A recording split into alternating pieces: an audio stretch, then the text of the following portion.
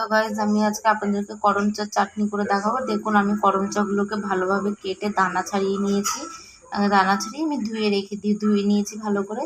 আমি এর মধ্যে দেবো ফোড়ন দেবো, 5 ফোড়ন দেবো, গোটা জিরে, শুকনো লঙ্কা আর গোটা ধনে এগুলো আমি দেবো। আর দেবো নুন আর হলুদের গুঁড়ো আর গুড়। তাহলে চলুন প্রথমে আমি প্রেসার কুকারের মধ্যে করম চাগুলো দিয়ে আমি একটু হালকা সেদ্ধ করে নিই। এবার আমি এর মধ্যে একটু আন্দাজ মতন নুন দিয়ে দিচ্ছি।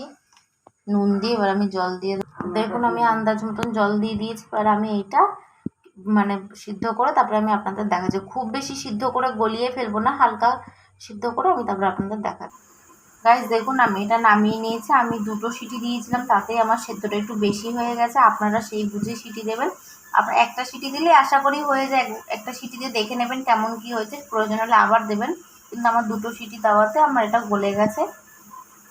চলুন এবার আমি গ্যাসে কড়াই বসিয়ে দিয়েছি। এবার আমি কড়াইতে শুকনো খোলায় আমি প্রথমে শুকনো লঙ্কা, গোটা জিরে, গোটা ধনে, একটু 5 ফোড়ন আমি ড্রাই রোস্ট করে নেবো। আমি এটা ড্রাই রোস্ট করে নিই। আপনারা গ্যাসের ফ্লেমটা কিন্তু মিডিয়াম রাখবেন, খুব বেশি হাই রাখবেন না, তাহলে কিন্তু এইগুলো পুড়ে যাওয়ার চান্স থাকবে। আমি এইটা ভালোভাবে ড্রাই রোস্ট করে তারপরে আমি আপনাদের দেখাচ্ছি।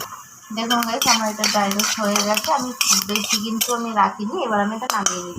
হ্যালো গাইস, এবার আমি ওই কড়াইতেই আমি এবার তেল দিয়ে দিচ্ছি। আমি কিন্তু এখানে সাদা তেল ব্যবহার করছি।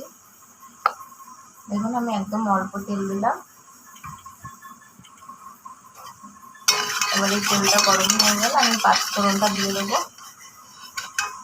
দেখুন আমার তেলটা গরম হয়েছে, তারপরে আমি 5 ফোড়নটা দিয়ে দিচ্ছি। এই 5 ফোড়নটা একটু ভাজা হয়ে গেলে আমি গুড়গুলো দিয়ে দেবো। ওই গুড় দেওয়ার আগে আমি জল দিয়ে দেবো, তাতে আমার যাতে 5 ফোড়নটা পুড়ে না যায় সেজন্য আমি জল দিয়ে দিচ্ছি।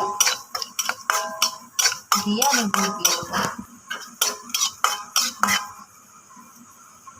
জল দিয়ে দিচ্ছি আমি গাইস। এবার আমি এর মধ্যে গুড়গুলো দিয়ে দিচ্ছি। গুড়গুলো গলে গেলে আমি করম চাগুলো দিয়ে দেবো। তাহলে চলুন গুড়গুলো গলে গেলে তারপরে আমি এখানে দেবো। সব গুঁড়োগুলো কিন্তু গলে গেছে, কয়েকটা একটু একটু টুকরোগুলো পড়ে আছে। এবার আমি এর মধ্যে করম চাগুলো দিয়ে দেবো।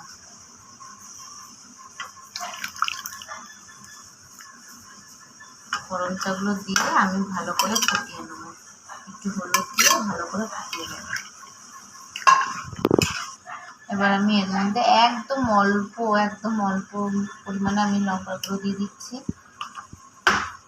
আর একটু হলুদের গুঁড়ো দিয়ে দিচ্ছি। হলুদের গুঁড়ো খুব দিচ্ছি না, একদম অল্প কিছু দিয়ে এবার আমি এটা ফুটে যাক, তারপরে আমি আপনাদেরকে দেখাচ্ছি।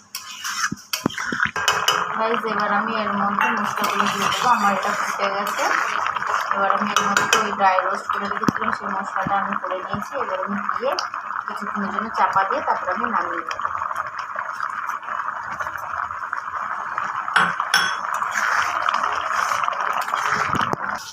দেখুন আমি এটা নামিয়ে নিয়েছি।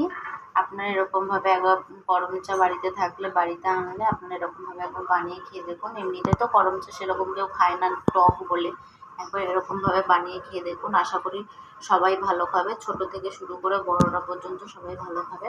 আর আমার ভিডিওটা কেমন লেগেছে আপনারা অবশ্যই আমাকে কমেন্ট করে জানাবেন। আর আমার ভিডিওটা যদি ভালো লেগে থাকে লাইক, কমেন্ট আর শেয়ার করে দেবেন আর সাবস্ক্রাইব করতে